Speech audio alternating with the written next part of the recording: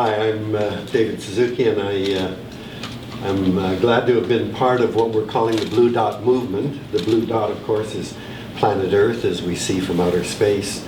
That's our home, and in September of last year, we began a tour across the country to begin support for a constitutional amendment, to try to develop grassroots support for the idea of enshrining the right to a healthy environment in our Constitution. In other words, we believe that it should be every Canadian's right to expect a guarantee from our Constitution for clean air, clean water, clean soil, and a diversity of other living things. And we would join over 110 other countries that have such guarantees in their Constitution. So we ended in Vancouver in the first week in November, and Neil helped to close that tour. And almost a year to the day of that concert now, Neil is back and supporting our movement. Let me just say that we have 87 municipalities now endorsing the right to a healthy environment. And that includes St. John's, Newfoundland, Montreal, Yellowknife, Vancouver, Victoria, and a lot of other small communities.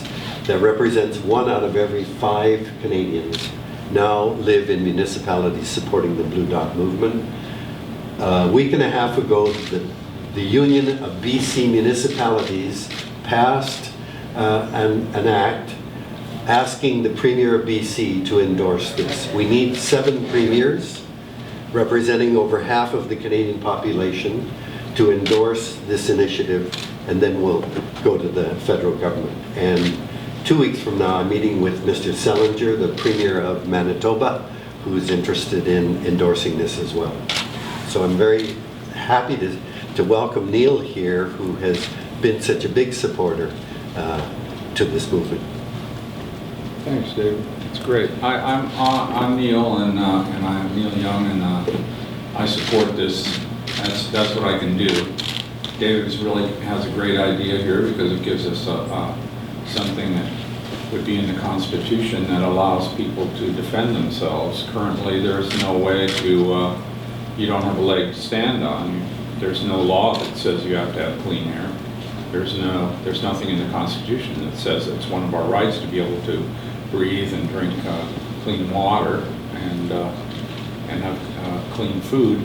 So there's really a difficulty in using the judicial system to take on the giant multinational corporations who are bent on profit, and to there's no way to fight them without a leg to stand on. So the Blue Dot movement actually gives people who care about the earth and the way they live a platform that is a legal platform that is possible to use as a tool when taking on the aggression of the multinational corporations in their quest for more cash at the expense of our environment and our livelihoods and our life and all life. So that's why I'm here. I strongly believe in this. I think it's a great idea, and I think Canada should have this and show some leadership in a good direction instead of what we've been experiencing. And Neil has very generously offered to share some of his revenue with the Blue Dot movement. Yeah, we're going to give $100,000 to the Blue Dot movement today from our proceeds of this concert, because I strongly believe in this, as do the people who play with me and sing with me and work with me on this. We're all united on this idea. So we back it. Obviously, we're in the middle of an election campaign, and I'm just wondering to hear both of your thoughts on whether you think the parties running for government are doing enough to prioritize the environment, 1, and then 2, if you can speak specifically about the BC coastline and what you think the priority should be there. I can't really speak specifically about anything because my knowledge compared to the people who live there is so limited. But I will say that in a general sense, I completely an environmentalist. I think that the earth needs to be protected, and that's all I try to do. When I see situations that I think I can make a difference in, I try to get involved. And I try to write songs about what it is that I'm doing. That's really who I am and what I'm doing in this. So it's not like a political thing or anything like that, although, I do have my own beliefs. I don't want to turn the environmentalist movement into a political contest. And Mr. Suzuki, your thoughts on that? Well, for people that are concerned about environmental issues, they can go to the David Suzuki Foundation website and find information where meetings are going on and background to various issues. So I would urge people to do that to get an environmental perspective. Now, I have to say that I'm no longer on the board of the foundation, and I speak as an individual, not as a representative of the foundation. We have a government that for the last 10 years has clearly shown a disdain for environmental issues. Parliament has passed through the omnibus bills an undermining of years and years of legislation to protect fresh water. And that, of course, has been to ease the passage of pipelines across First Nations territory. Now, I find it very interesting. The foundation for years has been working with coastal communities, trying to find ways of allowing or developing First Nations community economic development. They're hungry for jobs. They need economic opportunities. And yet, to a community, every coastal community is against the Enbridge Northern Gateway pipeline. What does that tell us? They've been promised millions of dollars by government and by the company to just sign and let the pipeline through. And I don't think Canadians are getting the message First Nations are giving us. Some things are more important than money, even from communities that are desperate for economic opportunity. So I think that that's a message British Columbians ought to be listening to and thanking First Nations for telling us. They're not against development, but they are certainly not, there are things that are more important than just signing on the dot and getting money.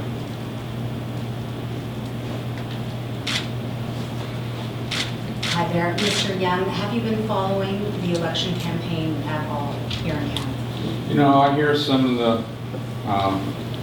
swirling comments around the campaign, and I think it's pretty obvious a lot of people are upset about what's going on in Canada today. I'm not happy about Canada's endless search for a drop of oil. I'm not happy about the backwards leadership that is looking over its shoulder at what used to be, trying to make it happen again. I think that it's sad that Canada's leadership is so irresponsible. It's tragic. Follow-up. Given those comments and the fact that the current party in power, the Conservatives, are leading the polls, what are your thoughts on the election? I don't have any thoughts on that. You heard what I said. Just curious to know what the $100,000 donation would go to supporting. Over to you, Dave. Thank you. This will continue. We now have, the idea is to build a grassroots movement. And what I said right from the beginning when we started this initiative, just as important as getting this through a grassroots process is the conversation that we're having. We have 18,500 volunteers spread throughout the majority of communities in Canada, all working to get local support in their communities for the Declaration for a Healthy Environment. And this is the conversation that's really needed. It's really disappointing to me to listen to the conversation in this election. Everyone acts as if the environment is somehow the area that the Green Party that's their specialty. So we act as if it's somehow separate from economics. And since Elizabeth May wasn't at the debates on the economy, well, we don't have to talk about the environment because she's not here. I mean, it's absurd. And I think the conversation about what is a healthy environment really gets you down to an understanding of the important things that are not, the economy is not separate from the environment. It's absurd to think that. And we ought to focus on what kind of an environment are we living in. Where you know that every day in Canada, a country with the most fresh water per capita of any country in the world, there are over 1,000 boil water alerts across Canada. I mean, what kind of a country is it that simply accepts that water in 1,000 communities isn't drinkable, that you've got to boil it first? That would be unthinkable if we guarantee the right to a healthy environment. A true north, strong and free. Pretty amazing situation when you think about Canada and Canada's history in the world. What a great country this is, and how many amazing resources we have. How recent leadership has trashed what we have and made it such a negative thing, and given Canada such a negative image on the planet among forward-looking countries. It's a tragedy to see what this government has been able to do. And of course we can undo it. We can undo it, even though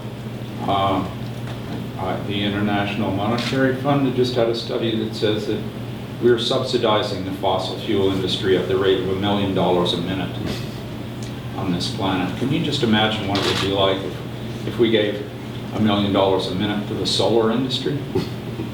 How would things change? And that's only one thing. There are so many things that we could do. The fossil fuel industry is not even the biggest offender. The biggest offender is industrial agriculture. Industrial agriculture and all of the associated multinational corporations.